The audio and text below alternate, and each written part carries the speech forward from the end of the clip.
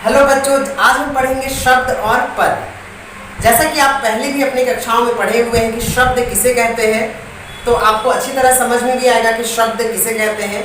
जो कि यहाँ पर हमें ये जानना है कि शब्द और पद में क्या अंतर है, किस प्रकार से हम पहचानेंगे कि शब्द कौन सा है और पद कब वो बन जा रहा है। शब्द को जब हम वाक्य में प्रयोग कर रहे हैं तो हम कैसे उसे पद कह रहे हैं। ठीक है, यहाँ हम समझेंगे शब्द और पद की धारणा क्या है, किस प्रकार से हम जानेंगे, कैसे पहचानेंगे कि शब्द और पद में अंतर क्या है। सर्वप्रथम हम शब्द का परिभाषा जानेंगे। एक या अधिक वर्णों के स्वतंत्र और सार्थक समूह को शब्द कहते हैं, यानी कि वर्णों के सार्थक समूह को शब्द कहते हैं। ये आप अब तक पढ़ते आए हैं कि वर्णों के सार्थक समूह को शब्द कहते हैं, जैसे कि कलम, जलज, पेड़, लकड़ी, लड़का के कोई भी शब्द को आप ले लीजिए, सारे शब्द हैं। सार्थक समूह कहने का क्या अर्थ है? एक ऐसा समूह जिसका कोई निश्चित अर्थ का बोध करा रहा हो, जो कि एक निश्चित अर्थ बताता हो, वो है सार्थक समूह। ठीक है, केवल वर्णों को मिला देना ही शब्द नहीं कहलाता है। जैसे कि अगर हम उदाहरण स्वरूप ले लें ल क म लकम, इसका कोई अर्थ नहीं बनता है, ये शब्द नहीं है। ठीक है, यानी कि वर्णों के सार्थक समूह को ही केवल शब्द कहेंगे।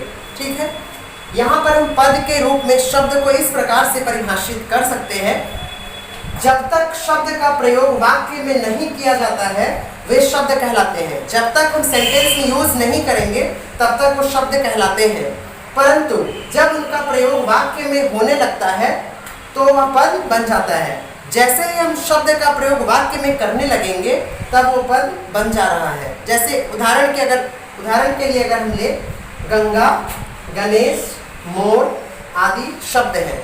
ठीक है, अगर हम इसे वाक्य में प्रयोग करेंगे तो हम इस प्रकार से लिखेंगे, गंगा भारत की महत्वपूर्ण नदी है। ठीक है, गंगा भारत की महत्वपूर्ण नदी है कहने का क्या अर्थ है कि गंगा की विशेषता बताया जा रहा है कि वो भारत की महत्वपूर्ण नदी है, महानदी है। ठीक है, तो यहाँ पर गंगा केवल शब्द नहीं रहा बल्कि ये पद भी बन चुका है, क्योंकि इसकी विशेषता बताया जा रहा है।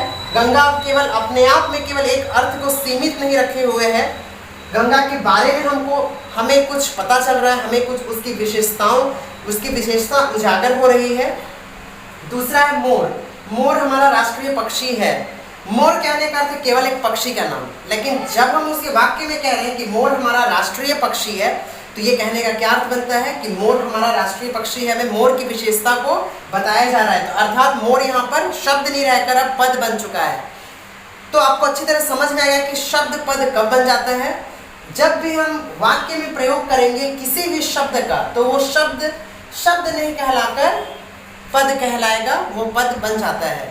तो इस प्रकार से हम समझे कि शब्द और पद की धारणा क्या है, कैसे हम शब्द को और पद को अलग अलग करके विभाजित करके बता सकते हैं उसकी विशेषताओं को, कि शब्द और पद में क्या अंतर है, शब्द किसे कहते हैं, पद किसे कहते हैं। उदाहरण स्वरूप इस प्रकार हम बता सकते हैं।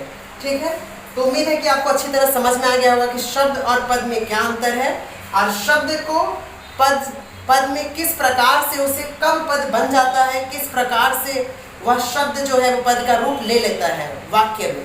तो यहाँ पर आज हम अच्छी तरह समझ गए होंगे अब तक कि शब्द और पद में क्या अंतर है और शब्द पद की धारणा क्या है। उम्मीद है कि आप ये पढ़ने के बाद अपने पाठ्य पुस्तक में जो भी आपका अभ्यास कार्य दिया गया है उसे पूरा करेंगे और उसे संपूर्ण करने का प्रयास करेंगे। धन्यवाद।